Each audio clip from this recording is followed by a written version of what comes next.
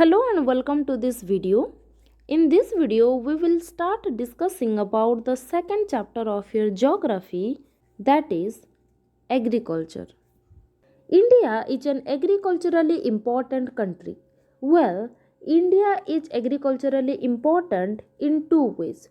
First, more than 50% of Indian population are still dependent on agriculture for their livelihood. Second, its contribution to export of agricultural goods is quite remarkable. It produces most of the food that we consume.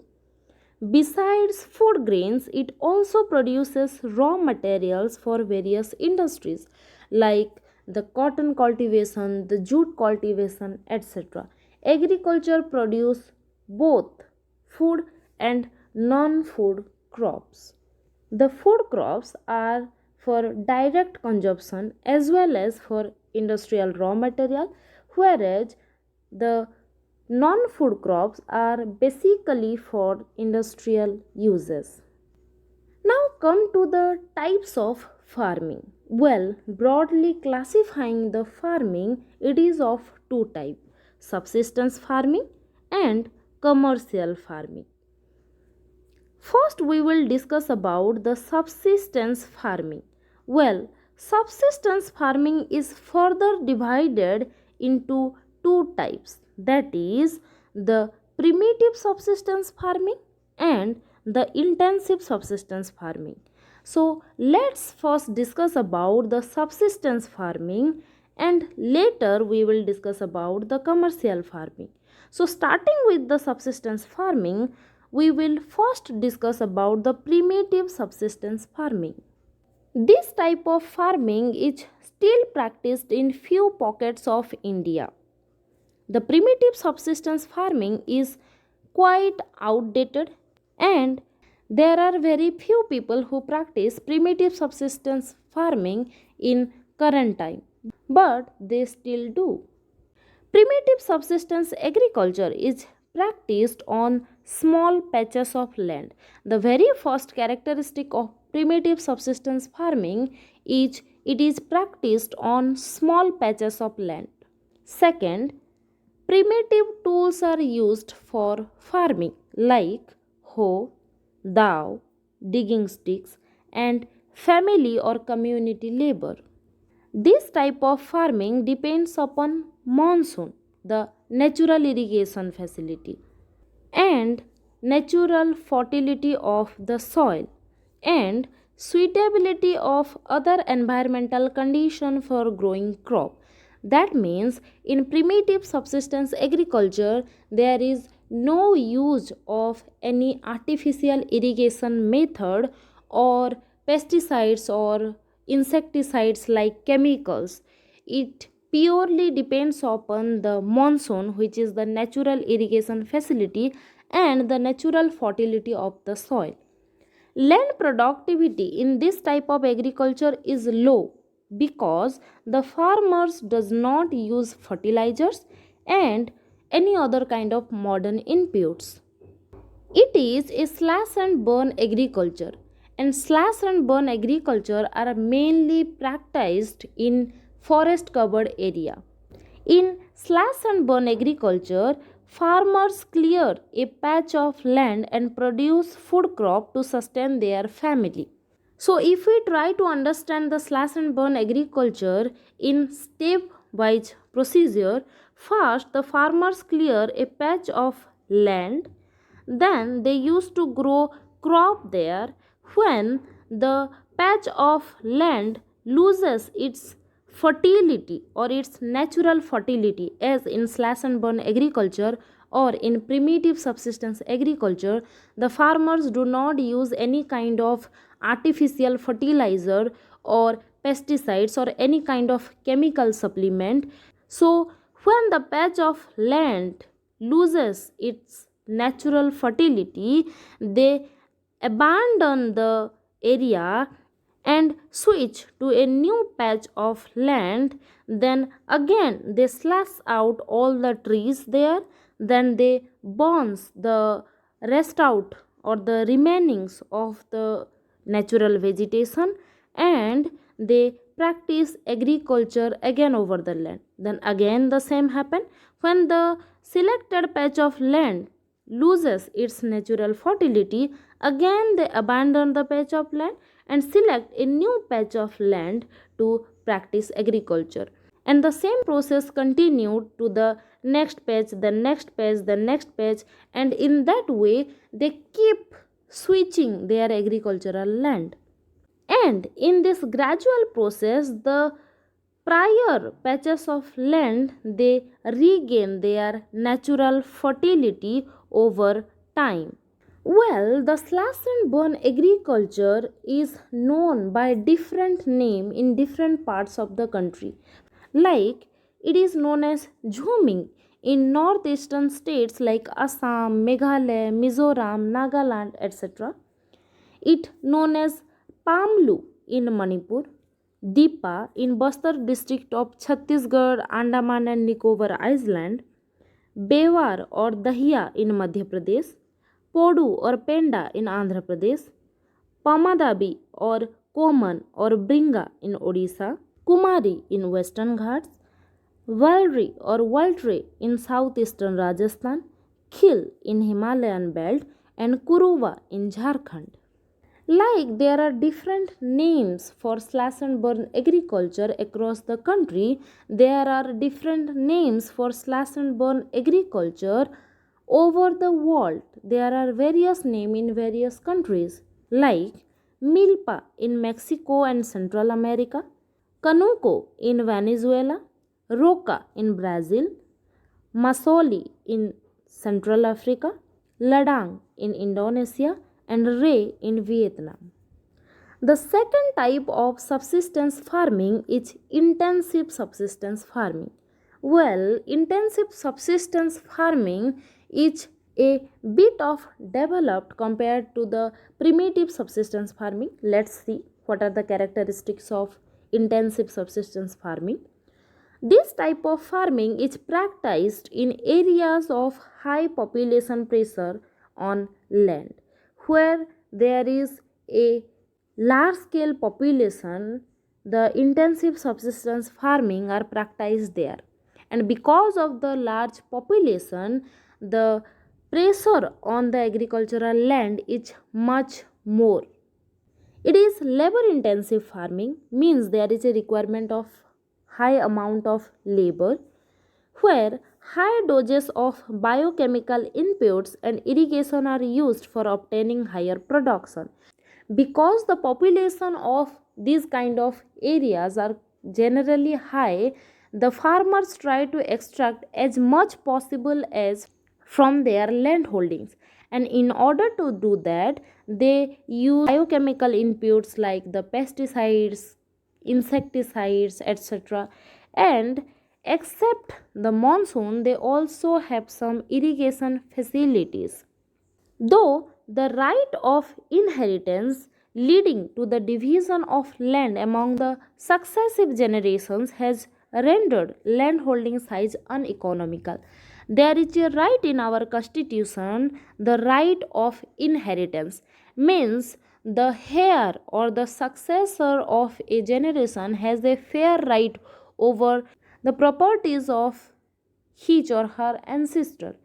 And according to the right of inheritance, the number of heirs have equal rights over their ancestral property. For example, if a person have 2 acre of land, and if that person have two sons or two daughter or two heirs, a son and a daughter, then they both will get 1 acre. If he have 4 children, then each of them will get 0.5 acres of land. Then further their successor will get the part of their, then their successor, then their successor, and in that way, because of the right of inheritance, mainly in India, the land holding size of the people are getting smaller or uneconomical. We cannot practice agriculture or any kind of production activities on them. For example, in current time, in order to raise the agricultural production, we can use modern inputs like tractors and all. But if the land holding will be much smaller, then it is not possible to operate a tractor in the field, because a tractor need proper space to be operated. So the land holding size of the people are getting uneconomical because of the right of inheritance. But despite of the small land holding or the uneconomical land sizes, the farmers are continue to take maximum output from the limited land in the absence of alternative source of livelihood. Despite of the small land holdings, people are exerting, farmers are exerting as much pressure as they can over the land in order to extract as much output as possible. And they are doing so because there is no availability of alternate livelihoods, because the other sectors, the secondary sector, the tertiary sector, they are failing to create more number of jobs. The people are forcefully entering to farming sector or the agricultural sector and pressurizing the land to produce more.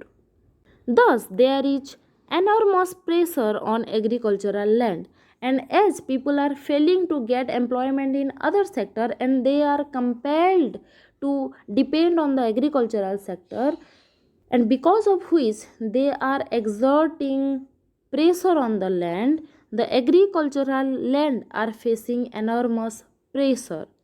Then the second type of farming, that is commercial farming. Well, as the name suggests itself, commercial farming means the farming which is practiced mainly for commerce purpose or business purpose. The main motive of this type of farming is to earn money. The main characteristic of this type of farming is the use of higher doses of modern inputs like the high yielding variety seeds, chemical fertilizers, insecticides and pesticides, and all these inputs are given to the farmland in order to obtain higher productivity, because the motto of commercial farming is to make money, to make business, and the more a farmer can produce, the more profit he can make. The degree of commercialization of agriculture varies from one region to another. For example, rice is a commercial crop in Haryana and Punjab, but the same rice is a subsistence crop of Odisha. In states like Odisha, people practice the cultivation of rice, but not for commercialization but for consumption. People produce rice as a staple food, whereas the same rice is a commercial crop for states like Punjab and Haryana, where the staple food of people is wheat. So, whether a crop is commercial or not, that depend on the socio-cultural aspect of a region. When we talk about the commercialization of farming, we have to discuss about plantation. Well, plantation is also a type of commercial farming. In this type of farming, a single crop is grown on a large area. So, the first characteristic of plantation is a single crop grown. Second, a single crop grown on a large scale of land. The plantation has an interface of agriculture and industry. The plantation crops are not barely for consumption. We cannot consume the product directly. It is mainly for industrial purpose. The example of plantation crop are coffee, tea, rubber, etc. And we cannot simply pluck the product and eat it or consume it. It has to be transformed or it has to be sent to industries as raw material, and then we consume the output of the industry. For example, tea leaves are sent to industries for production of tea dust, and then we consume the tea dust for making tea. So, the plantation are the interface of agriculture and industry. Plantation cover large tracts of land using capital intensive inputs and with the help of migrant laborers. So the other characteristic of plantation crop are it require large land, require more capital and more laborers. All the produce is used as raw material in respective industries. For example, let's take the example of rice. Either we can consume it directly or we can make business out of it. But in plantation crop, we cannot consume them directly. We have to send them to industries and then we have to consume the output. We cannot consume them directly. But in case of rice or wheat, we have the choice to consume them or to business them. But in plantation crop, we have to send them to industry as raw material. We cannot consume them directly. In India, tea, coffee, rubber, sugarcane, banana, etc. are some important plantation crops. Since the production is mainly for market, a well developed network of transport and communication connecting the plantation areas, processing industry, and markets plays an important role in development of plantation. Because plantation is mostly industries oriented, so a well developed network of transportation, that is the road facility, a well developed transportation facilities is essential, which will connect the plantation area with the industrial area and the market area. So for the development of plantations, the roads, industries and market plays important roles. That's all about this video. Thank you.